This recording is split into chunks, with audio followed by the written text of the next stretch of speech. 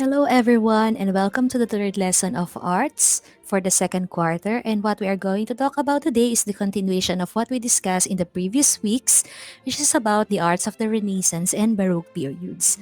Particularly, we will talk about the mood, idea, or message from selected artworks, and lastly, use and functions of the artworks. So for our most essential learning competency, at the end of the lesson, you will be able to reflect on and derive the mood, idea, or message from selected artworks. And second, discuss the use or function of artworks by evaluating their utilization and combination of art elements and principles. So let's get started. First, let's define the meaning of dynamic. Dynamic is the characteristic of movement under the principle of art that provides visual and emotional energy appeal that attracts the human eye and brain. So, yung 'di ba na nakaraan pinag-usapan natin yung different principles of art, and one of them is yung sense of movement. So, under movement is yung sinasabi natin na dynamic. So, this is also a principle of art wherein it provides the graphics provides visual and emotional energy appeal that attracts the human eye and brain. So there is something in that painting that attracts our eyes so tuwing tinitingnan natin siya. So that is the word dynamic. Kasi 'di ba hindi naman lahat ng mga bagay na nakikita natin sa painting is nakaka-attract sa atin. Pero merong mga ilang elements sa ilang mga painting na meron siyang principle of dynamic that caught our attention. So yun yung ibig niya sabihin. And then there are 3 steps to read, reflect, and appreciate artwork. And what are those 3 steps? Number 1 is to look. Tingnan muna natin. Number 2 is to observe. As we will go deeper dun sa ating nakikita, we will try to analyze, and of course, we will think what is the message behind do sa mga paintings na ating pag-aaralan. So, previously, meron ako mga binigay sa inyo na mga different examples of famous artworks, and we'll try to recall some of them. For example, we have the painting from the Renaissance period. We have yung Pieta and the Mona Lisa. So, di ba, yung Pieta was created by Michelangelo while Mona Lisa was painted by Leonardo da Vinci. So, Pieta, meaning compassion, is a subject in Christian art depicting the Virgin Mary cradling the dead body of Jesus. So, kilala si Michelangelo na gumawa ng painting na ito, ng sculpture na ito ng Pieta. And bakit siya naging maganda at bakit naging appealing itong sculpture na ito is because of the details, 'di ba? Imagine yung tela, yung cloth ng damit ni Mary, ni Virgin Mary dito, and even yung pagkaka-project ng body ni Jesus dito is very emotional, and sobrang maganda yung pagkakadetalye sa kanya. So that is why kinikilala talaga na one of the greatest sculptures of all time ang Pieta na ito na ginawa ni Michelangelo. And also, di ba, si Mona Lisa. Mona Lisa painting is the most famous and most parodied portrait. Lagi siyang ginagamit sa mga memes, di ba?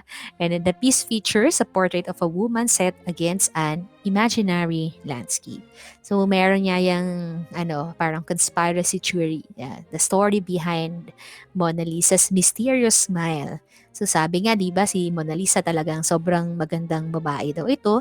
Pero bakit may naging mysterious yung kanyang ngiti is because yung absence nung eyebrows ni Mona Lisa. Kasi nga yung mga scholars, they believe that yung eyebrows ng tao ang nagre-reflect ng ating emotions, nagpapakita ng ating emotions.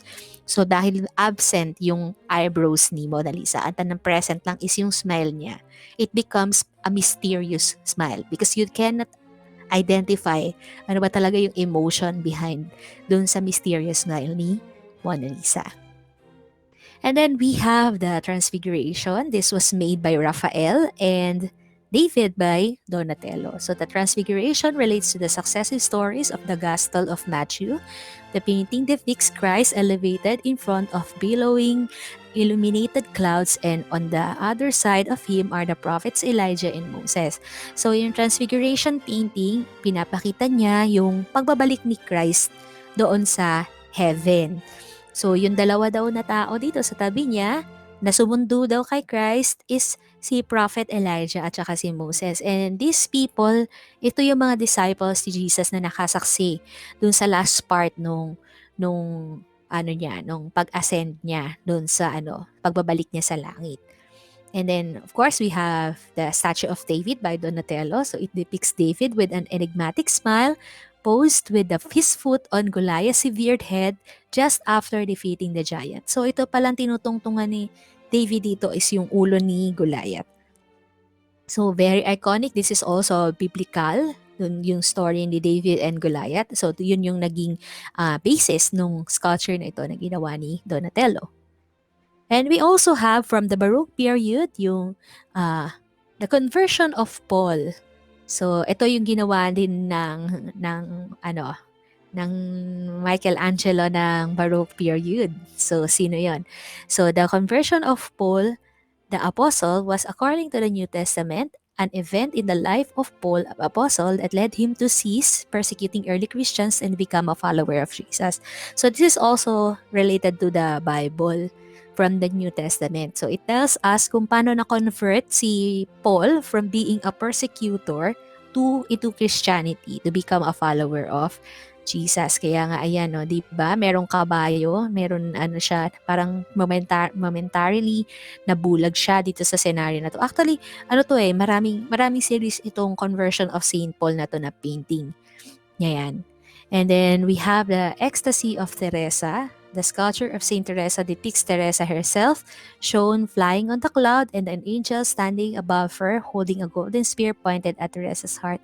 So itong mga painting na ito ng Ecstasy of Teresa, nagpapakita talaga siya ng Baroque style. Why? Because of the elegance of yung characters and yung sobrang dramatic projection ng mga characters and even yung background, di ba? So, hindi na kontento na may sculpture lang, dapat may mga background na mga effect pa ng mga metals na yan sa likod. Yan. And then we have the self-portrait of Rembrandt. So, it is an oil in canvas painting by the Dutch artist Rembrandt, one of over 40 self-portraits by Rembrandt. Kasi di ba mahilig siyang gumawa ng portrait niya, painting, ipipaint niya yung sarili niya. So, painted when the artist was 54. Kasi ito na yung matanda na siya dito sa part na ito. And then also, we have the Les Meninas by the Spanish painter Diego Velázquez. The word menina means lady in waiting or the maid of honor. So, dito in-explain ko sa inyo nakaraan that Velázquez is one of the painters from this family ng pamilya na yan, ng princess na ito. And ayan, so ito yan, meron din siyang self-portrait dito sa maid of honor painting niya na ito. Okay, so the next topic is the use and functions of artworks. So para saan ba yung mga artworks na ito? By the way, let us differentiate the word use and function.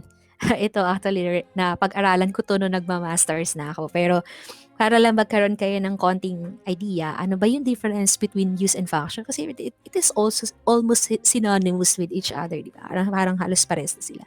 Yung use is yung pagkakagamit niya. Pero yung function is yung mas malalim na impact niya na ikino-contribute niya sa society.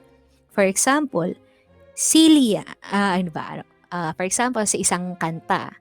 Yung kanta na ito, for example, ay ginagamit sa pagsasaka. Ganyan. Ginagamit for entertainment. Yun yung use niya. Pero yung function niya, ano ba yung ginagawa nung kanta na yun sa society? Habang nagsasaka sila at kinakanta nila yung habang nagsasaka sila. Ang function niya ba is unite yung mga tao? Ang function niya ba is ituro yung social values sa mga susunod generation? So, masasabi natin na yung use is yun yung parang immediate na ginagampanan ng music or ng art. Well, yung function is ano yung mas malalim na meaning na ginagawa ng art na yon. For example, is yung example is yung Leonardo da Vinci's The Last Supper. Siguro sa tingin natin, ang use lang niya is for the sake of decoration, 'di ba? Para i-decorate lang yung maganda lang siya, parang painting lang siya to reflect yung kung ano yung mga nangyari during the Last Supper. So, maaaring the purpose of the use of one of the Last Supper is for aesthetic purposes, just for the sake of art, 'di ba? Pero maaaring mas malalim pa yung function nung painting niyon ni Leonardo da Vinci. Maaaring the function is to teach yung Christian faith sa mga susunod na generation or sa mga nakakakita. Or maaaring yung function na yon is to express yung pananampalataya ni Leonardo da Vinci at makapag-communicate siya ng same na faith dun sa mga tao na makakita ng painting na yon.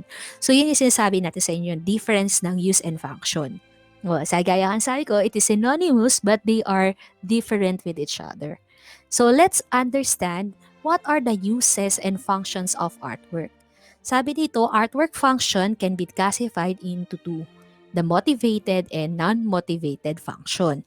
When we say motivated function of art or functional, refers to artworks that are intentionally made for use in conscious action on the part of the creator or artist. Ibig sabihin, dito sa motivated function is talagang may intention na gusto na mayroong talagang pinaglalaban or mayroong talagang gustong i-share yung artist na intention niya para maging aware yung mga nakakakita dun sa kanya. For example, nagpaint siya ng isang image ng tao na na ginagagawa ng masama. Example na lang natin, sige, yung painting ni Juan Luna na Spolarium. Okay, yan, classic example. Are you familiar with that, yung painting na Spolarium? Isa example natin. Si Juan Luna, nung pinint niya yung Spolarium, meron siyang intention bakit niya yung ginawa. Nakiintindihan? Meron siyang intention. Bakit? Kasi meron siyang message na gustong iparating sa mga Pilipino na itong mga Kastila na to, gusto nila tayong pagmalupitan. So, yun yung sinasabi natin na motivated function or functional na purpose ng isang art. So, pag sinabi motivated function, intentionally made for the use in conscious action on the part of the creator or artist. So it illustrates another discipline that people could take advantage or make use of the artwork, utilizing to make their life be in comfort. So another meaning of the word motivational art or functional art is that yun din palang art na yun is maaari din pala siyang magamit ng mga tao for utility purposes. For example, yung silya, pwede nating magamit yun as upuan natin, yung mga furniture, di ba? Yung mga tables, yung kama, yung phone, lahat ng yan, meron siyang ginagampanan na makakatulong sa atin. And another is yung architecture. That is also functional art. Bakit? Kasi pwede natin siya tirhan. So, naintindihan niya. That is the meaning of functional art. Now, how about non-motivated function of art or non-functional art? It refers to artworks that are integral part for being a human, transcends the individual, or do not fulfill a specific external purpose but for internal use that somehow balances harmony as an aspect of being human beyond utility. So, ito, napakahaba nung statement niya. Pero, to make the statement short, itong non-motivated function is more than utility. Ibig sabihin, more than doon sa inuupuan or more than doon sa ginagamit, na function niya. Kundi meron siyang itinuturo behind doon sa art na yon. Gaya nga ng sinabi ko sa inyo, example natin dito din is yung Spolarium. Every time yan titingnan mo yung Spolarium, although meron intention si Juan Luna na ituro sa atin doon, pero meron siyang hidden meaning na ipinapakita sa atin. So, maaaring yung mga hidden meaning na yon is beyond na dun sa pagkakaintindi dun sa message ni Juan Luna dun sa painting. And another example is yung music, di ba? Yung music is not just intended for the sake of entertainment, pero meron siyang Hindi mo lang siya papakinggan just to sake na may mapakinggan ka. O yun yung sinasabi natin yung utility. Kundi meron siyang kino-communicate sa atin na mga message. Maaring that is a message of love, that is a message of hope, that is a message of joy na nakaka-transcend dun sa ating soul as we listen to it. So kaya nga usually yung mga non-motivated function of art are related to the other forms of art such as painting. Kasi yung painting, di ba, marami siyang pwedeng gawing message as you look into the painting. Or maaring sculpture. Yung mga sculpture could be used for worship. Literature, di ba, as you read yung mga books, yung mga novels, yung mga tula, meron niyang tinuturo na meaning. And of course, may music and theater arts. So those are the different non-motivated functions of art. So, however, there are more reasons why artists create art. So that is not only the reason bakit nagkikreate ang art ng ang mga artist ng artwork nila. Hindi lang yung for the sake na merong magamit yung mga tao or meron silang mensahe na iparating, hindi lang yun. So there are 6 common functions we considered of an art. Number 1 is physical, social, personal, spiritual, educational, and political. So let's try to analyze each and every one of these common function by the artist. Yeah, so number 1 is the physical function. When you say physical function, it means to serve as tool and containers. So these are objects which function to make us physically comfortable. Examples are spoon, building, chair, vase, etc. So, yan yung mga usual na ginagamit natin. Yung mga plato natin, meron siyang physical function kasi pinapadali niya yung pagkain natin. Diba? Yung kutsara, yung mga tinidor. Kahit pagandahin mo pa yan, still, ang purpose niyan, yung function niya, yung usage niya is still the same. Diba? Yung mga baso, yung mga containers, yung mga buildings niyan, meron talaga siyang physical na serve na purpose. Yung mga silya, yung mga tables, those are what we call physical function because they are intended to serve as tools and containers. So how about social function? So pag sinabi naman natin social function, it means to reinforce and enhance the sense of identity as family, community, society, or civilization awareness. So ang purpose daw ng mga social function is definitely social. Mapalapit tayo sa isa't isa, sa kapwa natin, sa pamilya natin, sa community natin, sa ibang mga tao, sa mga strangers for the sake of socialization. Kaya example nito are festive occasions, parades, dances, and uniform. Diba? Sa PE, pinag-aaralan natin yung social dance. So, bakit ba nagkakaroon ng social dance? The primary purpose is to socialize, to be entertained with your relationship with other people.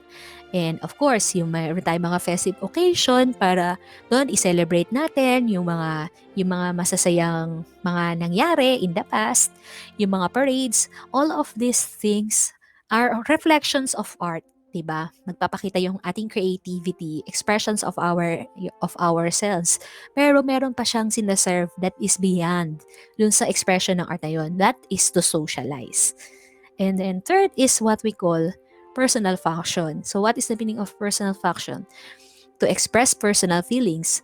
So perhaps the artist wanted to remind or share to the viewers personal experiences or thought that could be a personal memorable moment that could be appreciated and to be reminded to live each day as it were the last. Yan. So maaring hindi niya gusto na i-unite yung mga tao or meron siyang physical function, nag-serve as tools and containers. Maaring ginagawa ng isang artist yung artwork for the sake of himself. Okay? That is to express kung ano yung kanya mga saloobin. I think na most of the artists ay nagpo-fall into this function. Most of the artworks made by the artist fall into this personal function. Why?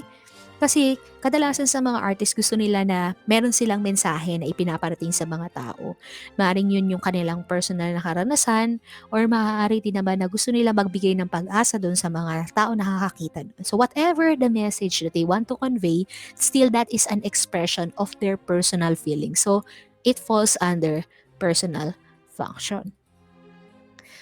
Okay, so number 4 is the spiritual function. I guess most of the religious artworks could fall under this function, spiritual function, because spiritual function is used to express spiritual beliefs about what they believe in or destiny of light controlled by the force of a higher power. So regardless of whatever religion you are in, if that if you are if you are creating an artwork, whether that is a painting, a song, a dance, a literature, or whatever, that express your spiritual beliefs or your faith in a higher power, sa higher being, then it falls under spiritual function. Kaya nga sabi ko, most of the religious paintings, yung mga gaya ng mga nakita natin kanina, yung mga pieta, yung Transfiguration of Christ, yung Conversion of Saint Paul, everything falls under spiritual function because that is an expression of their faith. And number 5 is educational function. So to reinforce education value through symbols and signs to illustrate knowledge not given in words but for discovery. So meron din naman ng mga ibang painters that they intend to create paintings to teach the audience. So, ibig sabihin, meron silang itinuturo, meron silang mga bagay na gustong ipahayag na karunungan dun sa mga susunod na mga nakakabasa o nakakakita nun. So, kadalasan sa mga educational fashion, hindi ito ginagamitan ng mga words, kundi ginagamitan ng mga illustrations like symbols and signs para makapag-guide ng understanding sa mga nakakakita nun. Yan. So, and lastly, we have political function. During the time of the Romantic period, so that is after Renaissance, after the classical period, so start ng 1800s, nagsimula na yung tinatawag natin Romanticism. And most of the paintings that were created during the Romantic period falls under political function. In fact, yun nga sinasabi ko sa inyo ano yung tawag doon? Yung kay Juan Luna, Spolarium. Okay, yung painting na Spolarium, it falls under political function. Why? Kasi sabi dyan, political function reinforce and enhance the sense of identity and ideological connection to specific political views, issues, and opinions that people should be aware about. So, gaya nga nung in-explain ko sa inyo kanina, yung painting na Spolarium, binigyan ang intention ni Juan Luna doon is to make the Filipinos aware of the oppression na ginagawa ng mga Spaniards sa kanila. So because of that, parang nabukas ang isip ng mga Pilipino na, ay, bakit nga ba kami inaapi-api nitong mga to? So meron siyang political function kasi parang nag-share siya ng political ideology or mga issues or mga opinions na nangyayari sa lipunan na dapat maging aware yung mga tao. So hindi lang yan sa Pilipinas, napakarami mga paintings na under political function, gaya ng Liberty Leading the People that was created na the time of Renaissance period. Kaya nga sabi ko sa inyo, Romantic period. Kaya sabi ko sa inyo, nung panahon ng Romantic period, most of the paintings are under political function kasi talagang ginagamit ng mga artists yung art or yung mga paintings nila para ipahayag yung kanilang sentimiento sa gobyerno. Okay, so again, what are the different functions, common functions that are used in art? We have the physical function to serve as tools and containers. We have social function to enforce and enhance the sense of identity as a family, community, society, or civilization awareness. Personal function is used to express personal feelings. Spiritual function is used to express spiritual beliefs.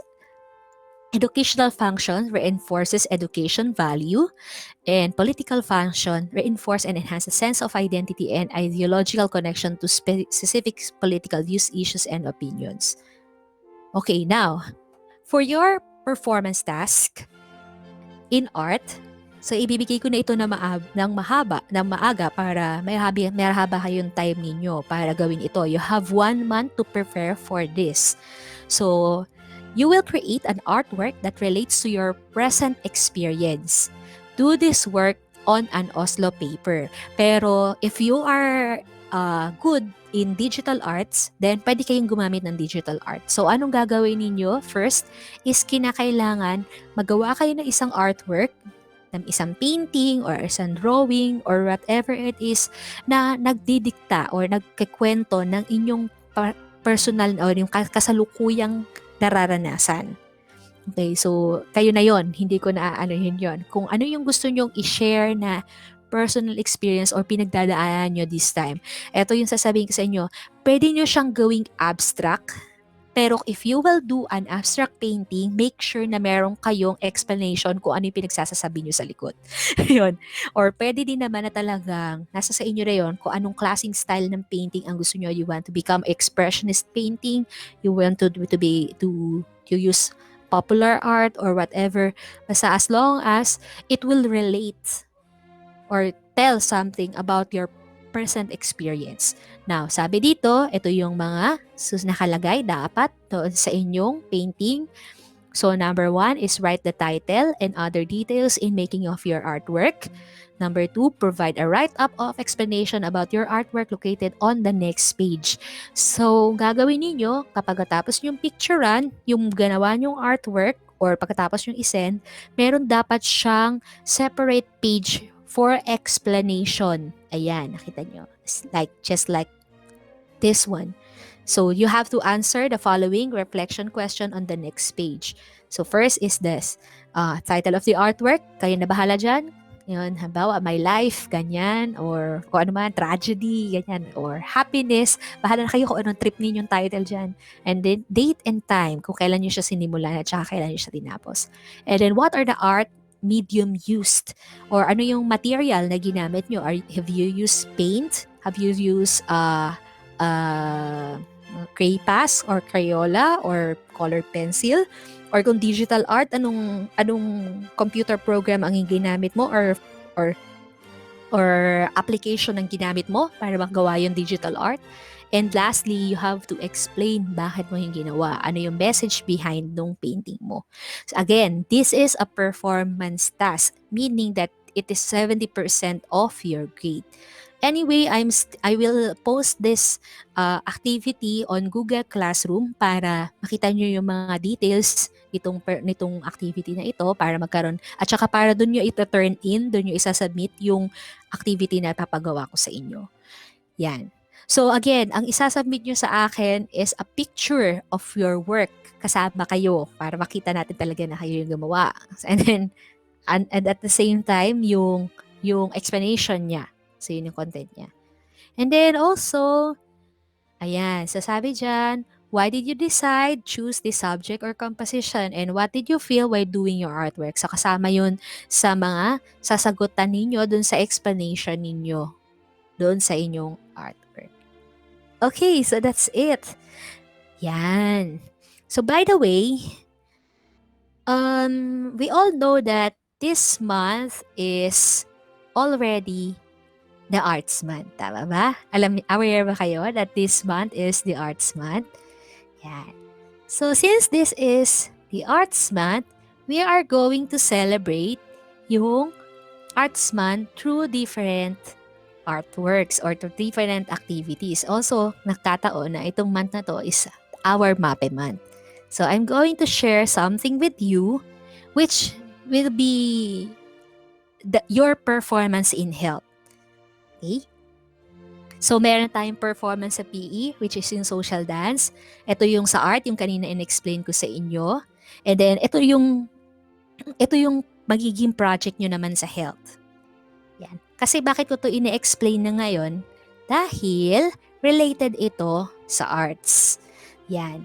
So, since ayoko naman na masayang yung event na walang nagpa-participate, actually lahat ng grade 9, parang ganito na yung ginawa nila na project for health.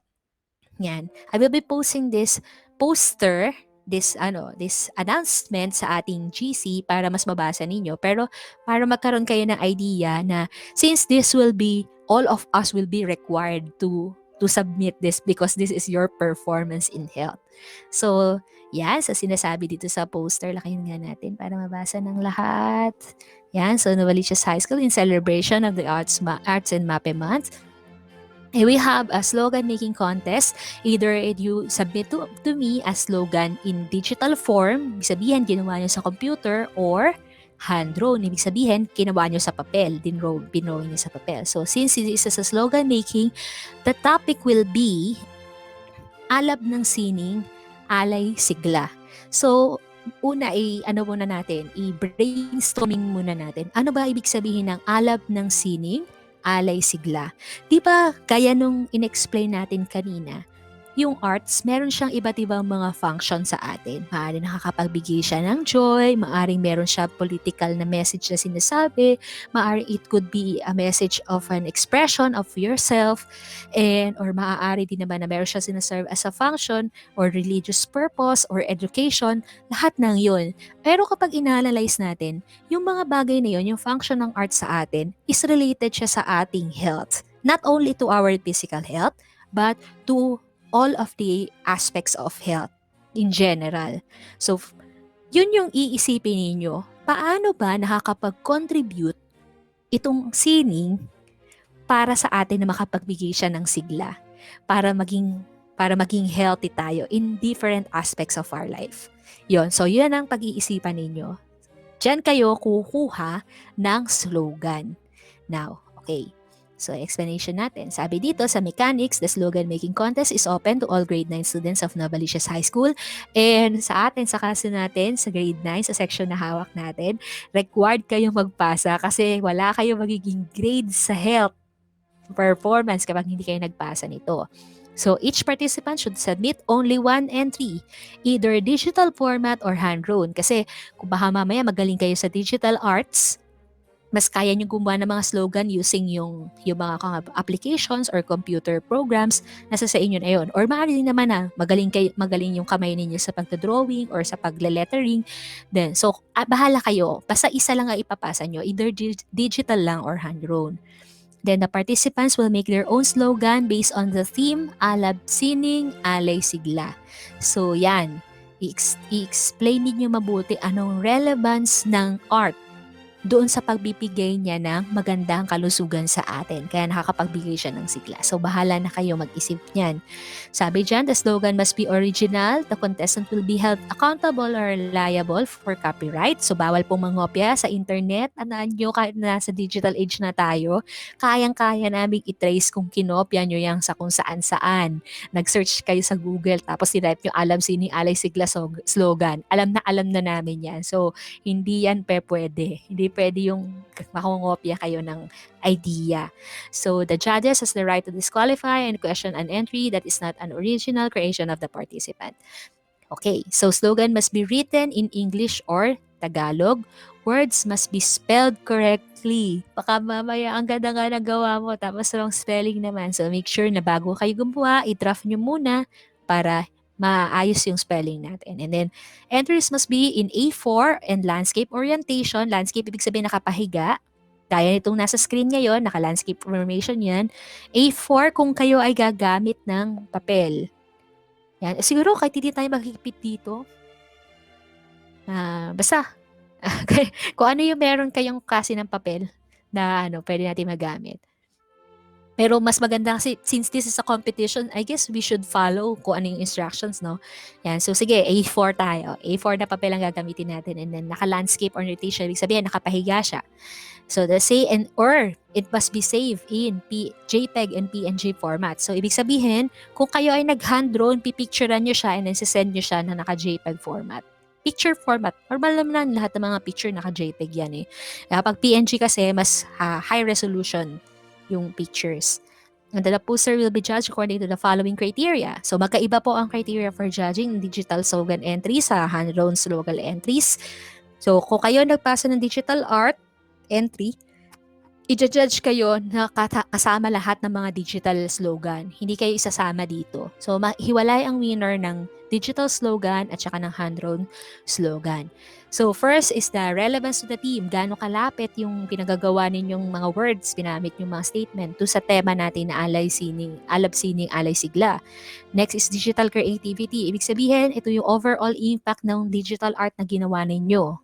How you uses different colors, the different text that could be appealing to all of us. Kung paano nyo na-create yung overall picture. So that speaks of creativity. And next is yung originality. As much as possible, wala siyang inspiration from other sources. Although hindi natin masasabi yun, pero as much as possible, dapat original siya or unique yung ginawa ninyo. And itong visual text and appeal and clarity is yung mga font na ginamit ninyo, kung nagdagdag ba kayo ng mga art elements such as graphics, mga borders, backgrounds, etc. etc. So that is only 10%. Kasi kahit gumamit kayo ng mga ganyan, kung hindi naman siya creative yun na pagsama-sama, then still mas din siya naging maganda. So mas mataas pa rin yung digital creativity kasi that is the overall impact. So a total of 100%. Next is, if you are interested to send your entries via hand-drawn slogan. So the criteria for judging will be relevance to the theme, 40%, creativity, which is yun na rin yun, 25%, originality, same pa rin. And visual impact is yung ano ba yung mga different elements na inilagay mo doon, such as yung lettering, yung mga drawings, etc. etc. So a total also of 100%. All entry must be submitted to the respective MAP 9 teachers. Deadline for the final entry is on February 12. But on our case, since February 12 is next week na, okay, so pwede pala. Tama pala. Yan, sige. Kasi dapat maipasa nyo sa akin. So magiging deadline of submission natin ng project nyo na ito, ng performance nyo na to is on February 12. That will be next week. So meron kayong 2 weeks to prepare this artwork. While, sige, siguro tatanungin nyo, ma'am, ang dami na po namin trabaho. Yun naman kasing art, music at saka PE na project ninyo. Sa end of February nyo pa naman yun isasubmit. Ito kinakailangan lang natin agahan kasi this is part of the competition. Now, ano ang premyo?